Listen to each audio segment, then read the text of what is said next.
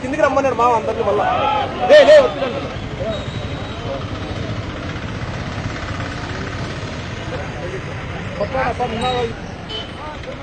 చంద్రబాబు నాయుడు నాయకత్వం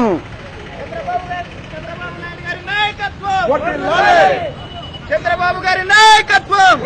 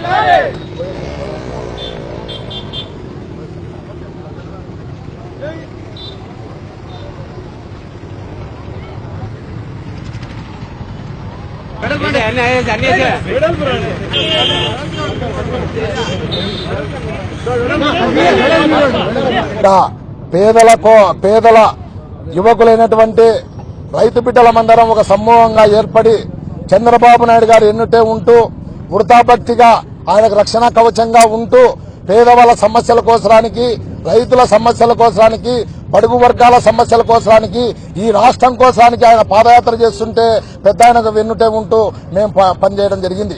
అలాగే స్వర్గీయ పరిటాల రవీంద్ర గారు పట్టపగలు ఈడ ఎస్పీ ఆఫీస్ కూతబేటులో ఈ రాజశేఖర రెడ్డి ముఖ్యమంత్రిగా ఉన్నప్పుడు ఆయన పోలీసు వారితో హత్య చేపిస్తే ఆ హత్యలో ఉన్నటువంటి దోషులను ఇచ్చిపెట్టి మా మీద అక్కడ ఎస్పీ మీద అటాక్ చేసినామని, బస్సులు కాల్చినామని, అలాగే అల్లరిముఖలమై హాస్పిటల్ మీద దాడులు చేసినామని ఎన్నో కేసులు పెట్టడం జరిగింది.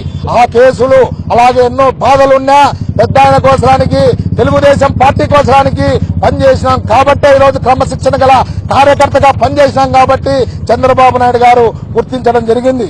నేను ఒకటే మెసేజ్ ఇవ్వడం, ఈ విధంగా మనమందరం కార్యకర్తలందరం సమిష్టిగా ప్రతి పార్టీ కోసరానికి, పేద ప్రజల కోసరానికి మనమందరం పనిచేస్తే పెద్ద ఎప్పుడైనా కూడా గుర్తిస్తాడనే దానికి నాకు ఉదాహరణ నేనే అని ఆదర్శమని తెలియజెప్తూ ఉన్నాను. కాబట్టి పెద్ద కృతజ్ఞత తెలియజేస్తూ మేము భవిష్యత్తులో కూడా ఒక నియమ నిబంధనలతో, క్రమశిక్షణతో మాకు ఇచ్చినటువంటి ఈ గౌరవాన్ని తూచా తప్పకుండా క్రమశిక్షణగా పేద ప్రజల కోసానికి, బడుగు వర్గాల కోసానికి, తాడితుల కోసరానికి పనిచేసి పేద ప్రజల్లో తెలుగుదేశం పార్టీ కోసానికి పనిచేస్తామని తెలియజేస్తున్నాను.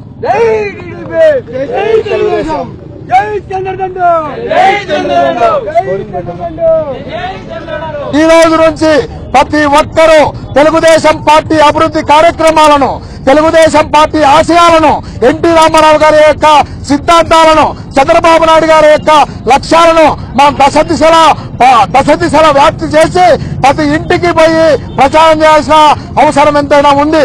ఈ రోజు రేపో మాపో జైలుకెళ్లే జగన్ ఈ రోజు సాఫ్ట్వేర్ కన్సల్ట్ అయ్యి చేసుకున్నారంటే ఇంత దౌర్భాగ్యమైన పరిస్థితి ఈ రాష్ట్రానికి, ఈ ప్రతిపక్ష పార్టీకి వచ్చిందంటే ఇది చాలా సిగ్గుసేటు. ఏమయ్యా జగన్, నీ పార్టీ నువ్వు నడుపుకునే శక్తి లేదా? ఇతరుల మీద నువ్వు ఆధారపడి ఏం చేస్తావు ఈ ఆంధ్రప్రదేశ్ కని నేను అడుగుతున్నా. నువ్వు కొత్త రాజధాని నిర్మాణం ఏ విధంగా ఏ విధంగా చేపడతావు? ఈ రోజు 6 కోట్ల మంది ఆంధ్రులకు అభివృద్ధి పథంలో ఏ విధంగా అభివృద్ధి చేస్తావు?